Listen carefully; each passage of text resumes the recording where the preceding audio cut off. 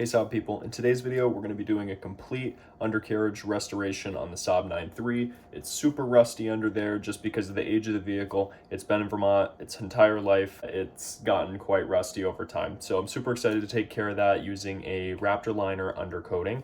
This is obviously a bed liner undercoating that's used in truck beds. So we'll see how it holds up as a undercoating. Not only are we going to do the bed liner undercoating, we're also going to be throwing on some new parts and repainting all the subframes and everything as best as we can. And I'm also going to be making some stainless steel fuel tank straps from scratch. I really want to make sure that this thing is going to hold up, so I'm just pulling everything off of this car, making sure it's really well cleaned up and putting it back on with fresh coating on it. The reason I'm doing this is because I'm having some transmission issues on the vehicle right now. So basically my transmission started making some strange knocking noises, so I had to pull the whole engine out to pull the transmission, because that really just makes it easiest, and it doesn't take long to drop an engine out of these cars. What it turned out to be was my flywheel was bad, so I'm upgrading to a twin disc clutch setup with a single mass flywheel conversion, a kit that's rated for daily use, and I'll go over that in another video. If the engine is already out, it doesn't take many more steps in order to be able to take off the rest of the stuff that's on the undercarriage of the vehicle, like your rear subframe, rear differential, gas tank, gas lines, brake lines, stuff like that. If the engine's out of the way, all that stuff is pretty easy. Most of the struts and suspension components are only a few bolts away from being able to just come right off if you already have all that stuff dropped anyway. So I really just figured that this would be a really good time to take advantage of having the car apart. Alrighty, so I've got the engine hanging here with no transmission on it. I'm going to throw some pallets underneath the car and get the engine dropped onto it. Then after that, I'm going to drop the rear subframe, the exhaust, as well as the gas tank and everything.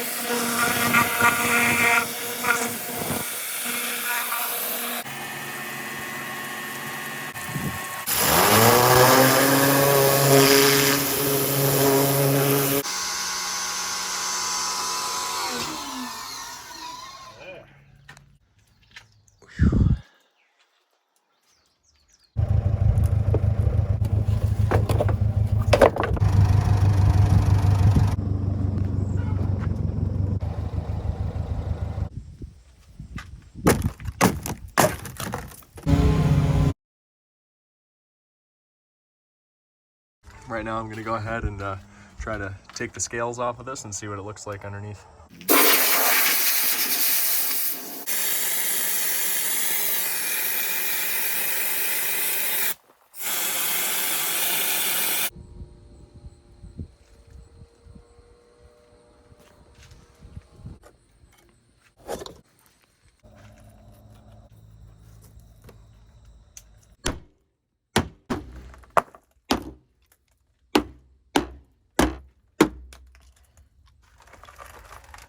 Looks like I'll be making myself some new brake lines.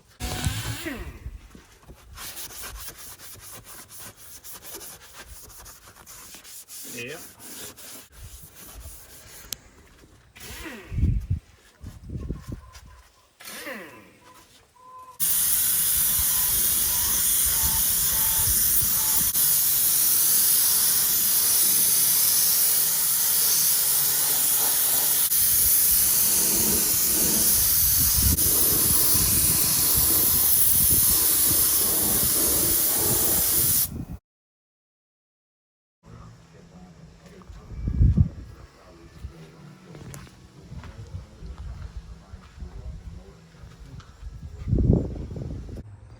Alrighty, taking a quick look at where we're at so far. I have not done anything with the front wheel wells yet. I put orange spray paint everywhere I absolutely need to sandblast before this is done. I need to make sure all my rust is prepped all the way down, so I've got some more to do all in here. The rear, for the most part, is pretty much done. I do have to do one more coat of primer. I had to do a wet sand on this because it looks like I had some solvent bubbling going on. I'm not too worried about the finish on this. This is more of just a protective measure because it was so rusty back here. The Raptor coat can be sprayed over rust as long as there's no loose flaking.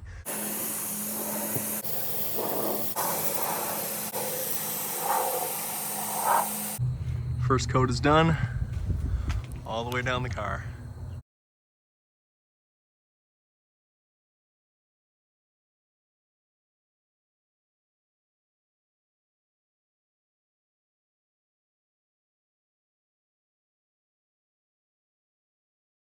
I've now hit all the points that can't be Raptor coated with black chassis paint, 3 layers of it, so that things that can't have Raptor coat on it will still be sealed.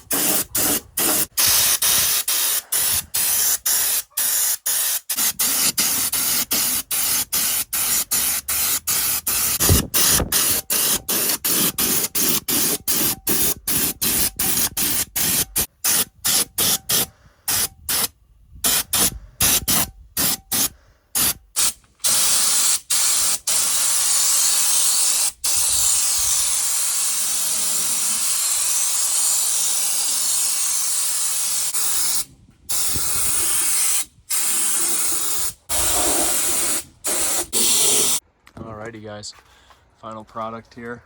I just pulled the guide tape, so now we can see the hole underneath the car has been completely Raptor lined.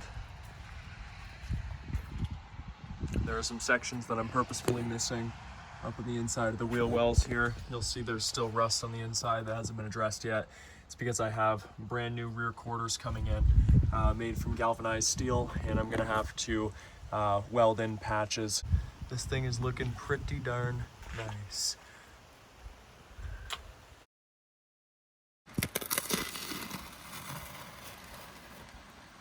There.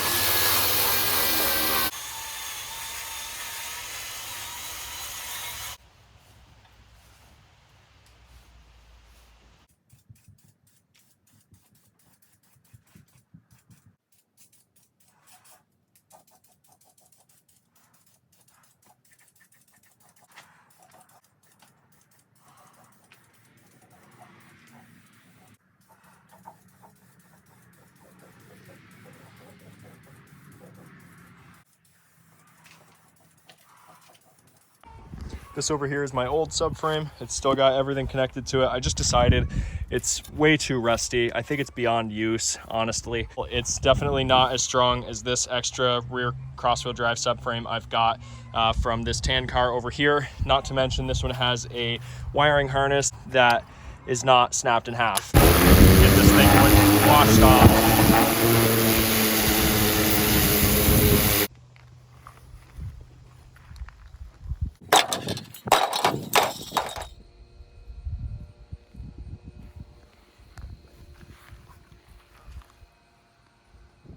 Got my frame all rebuilt.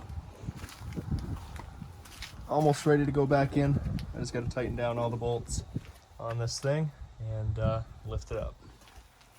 I'm now working on running all new copper nickel brake line all the way down.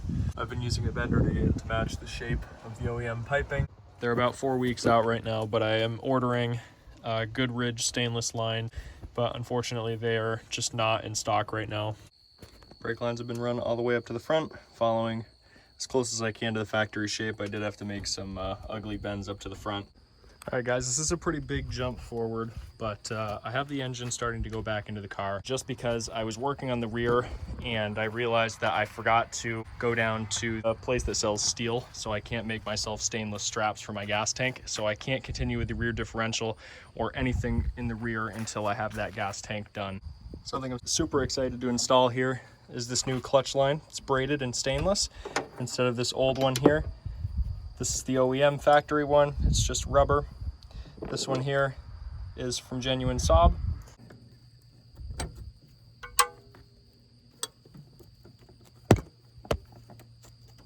On the end here will spin, so you don't have to spin off the flexible piece like I did.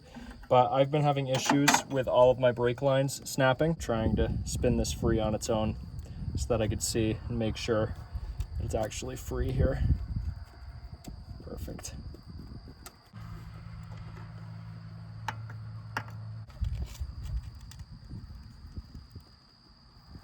As an accessory to that, I've also got another thing I'm going to install here.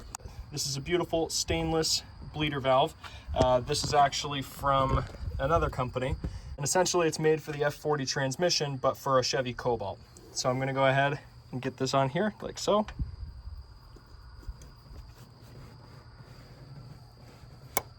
Snaps right into place there.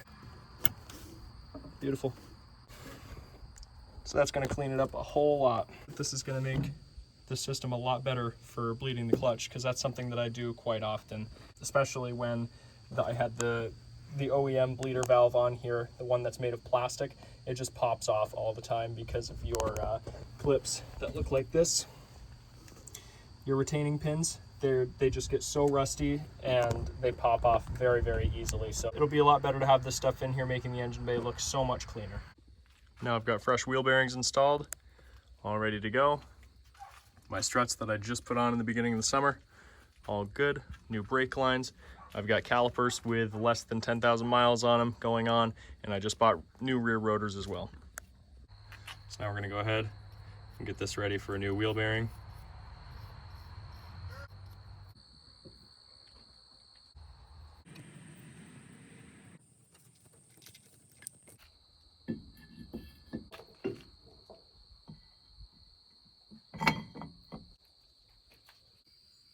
Here's my fresh subframe, all painted up and ready to go.